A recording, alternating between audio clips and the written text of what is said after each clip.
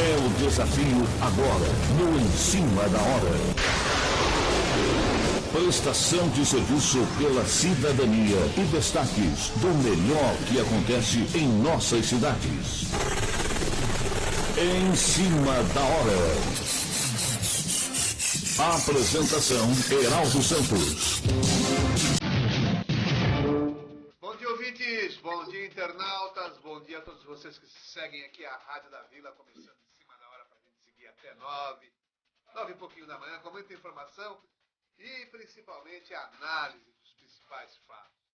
Já presentes aqui no estúdio, os comentaristas desta manhã de terça-feira, dia 23 de novembro do ano da graça de 2021. Há um mês e um dia do Natal, a data do nascimento do Criador. Deixa o Couto Clemente, bom dia, o presidente do PROS, aqui da Baixada Santista. Santos, né? Mas é o que comanda a política aqui. Bom dia, Heraldo, bom dia, Cid, bom dia, o nosso amigo do estúdio e o ouvinte da Rádio da Vila. Sidney Pereira Costa, bom dia. Olá, Heraldo. Eu posso não estar no PROS, mas sou pró ao projeto de trabalho para 2022 do nosso Décio.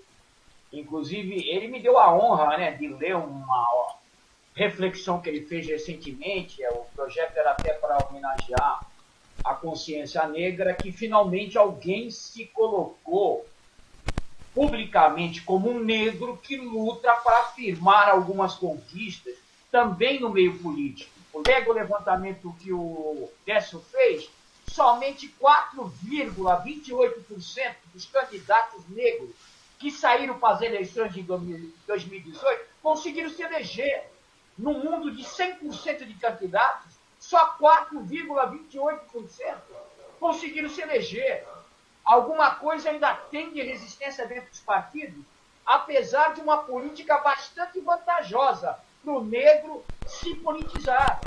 É maior cota no fundão, é maior incentivo para que ele tenha o mesmo valor de donativos para a campanha igual ao do branco, só que parece que não informaram o negro, e o negro ainda está ausente do poder político no Brasil. Mas o Décio vai tentar levantar essa bandeira para trazer o contingente necessário para haver uma real representatividade no meio político também.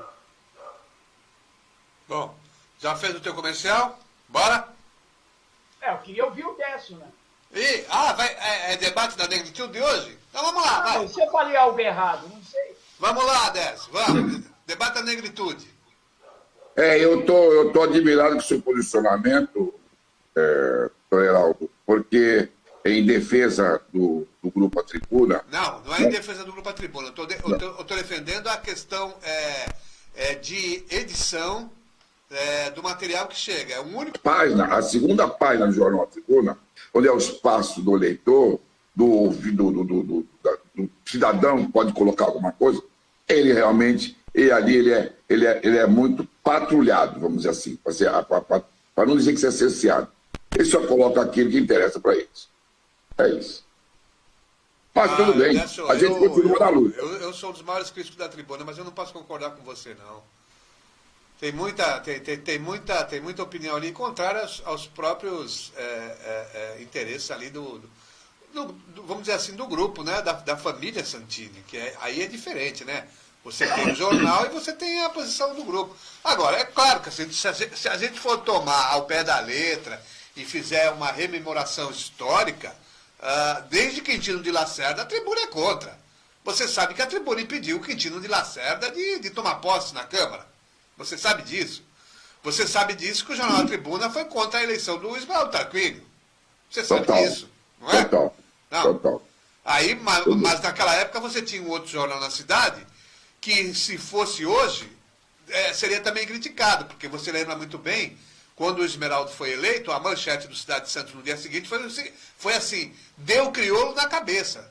Você imagina isso hoje? Não pode. Grupo Folha. Não pode falar crioulo. Pode falar? Não pode. Que na época poderia. Então, mas de qualquer maneira, mesmo. Mas foi no sentido de. Não foi no sentido de criticar. Foi no sentido Mas de de qualquer- dizer, tá vendo, olha, acendeu a prefeitura um negro. Essa é a leitura que eu faço. Daquela Veja época, só. hein? Vamos fazer um meia-culpa. Vamos dizer assim. Vamos lá. Espera um pouquinho. De qualquer maneira, a matéria que eu mandei para lá, poderia colocar em novembro, pode colocar em qualquer dia da semana do mês do ano.